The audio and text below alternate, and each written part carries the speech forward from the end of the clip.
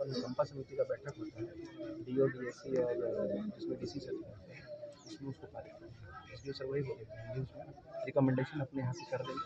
इनको कोई आपका ये एजेंसी होता है उससे टैग करके नहीं लगवाए काम कर रहे हैं कमांडो से रांची से बोल रहे हैं सेक्रेटरी बोर्ड का लगवाए हैं जो भी काम कर रही है।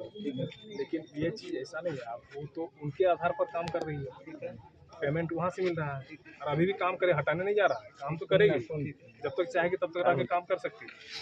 लेकिन आप लोग ये प्रोसेस बता रहे, लोग कहना है कि नहीं एक घटना घट गया है, लोग चाह रहा है कि हमको अस्थायी हो, माने जैसे वो तो काम अभी कोई हटा थोड़े देगा, खाने वाला आदमी लोग ये सब नहीं करेगा, डेली कमाने खाने वाला। वाकई अगर चिंता करते हैं तो आप डीसी साहब से बात करके वो डीसी साहब चाहे तो बहुत कुछ कर सकते हैं।